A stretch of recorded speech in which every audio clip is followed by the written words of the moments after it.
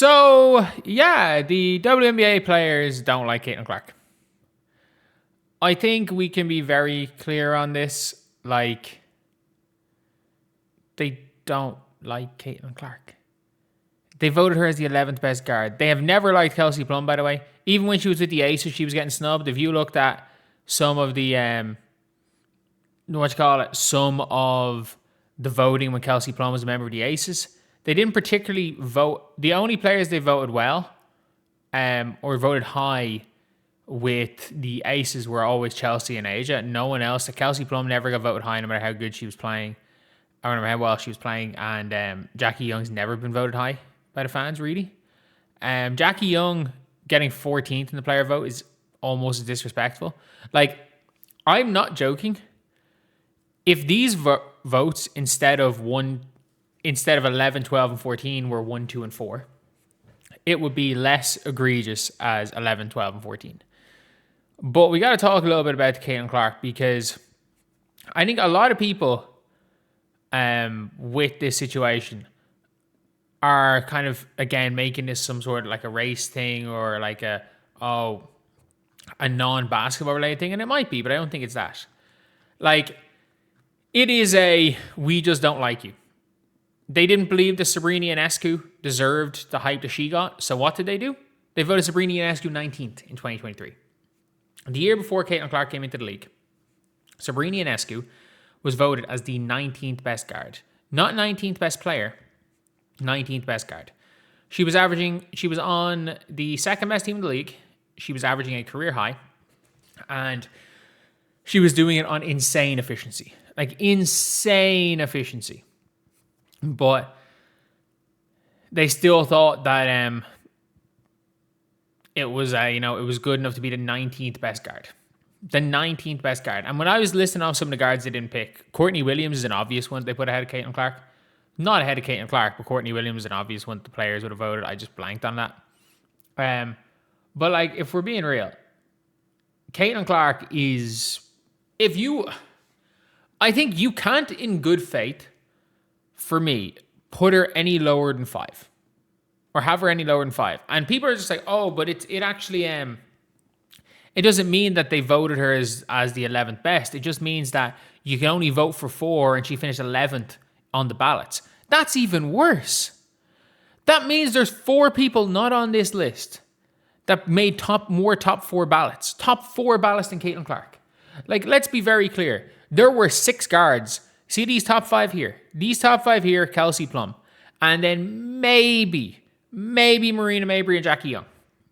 There were like 7 or 8 guards. Or say these 5 here, Marina Mabrey, Kelsey Plum, Jackie Young. There were maybe 7 guards. If you want to put Leisha Gray in there. There were maybe 8 guards that you had a justification putting into your top 4.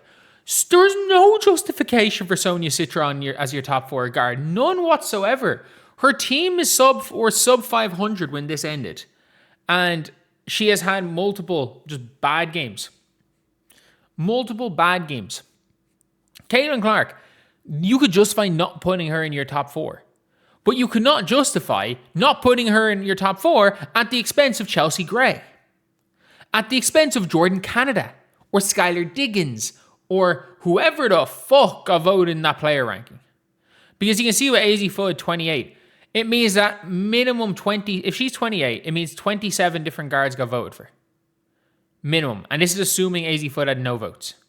If AZ Fudd had no votes, you can assume 27 different guards got voted for. My guess in the media is 14 guards got voted for. Because I don't think anyone in the media or the players voted AZ Fudd. So 27 different guards got voted for. And 10 of which got voted. Chelsea Gray got voted ahead of Caitlin Clark. Chelsea Gray's not been better than Caitlin Clark this year. Not even remotely close. Not even close. Also, Ryan Howard's not been better than Olivia Miles. Like, I'm sorry, what? Like, how exactly do you have the 3rd, 6th, and by the way, Jordan Canada absolutely is one of those guards ahead of Caitlin Clark, or worse, the 13th ahead of Jackie Young. How do you have the 3rd, 6th, and a top 10 guard and the 6th best forward and be 12-7? Lose to Seattle because you let our fam go 6 for 7 from 3 on your head. Like, it's ridiculous. It's absolutely ridiculous. And look, I'm not going to go into go into reasonings or start saying like, oh, they like that they hate her because she's white. They hate her because she's straight. Because I don't know that. That could be the case. I don't know.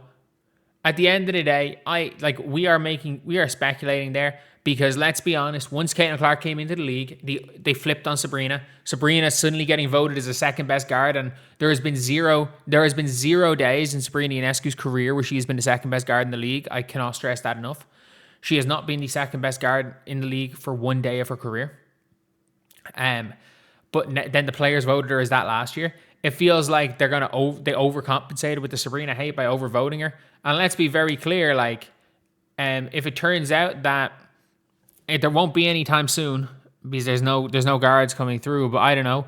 Let's just say hypothetically, I'm just trying to think of a guard that this is not the case. Let's just make a random hypothetical guard in college that goes on a Caitlin Clark type tear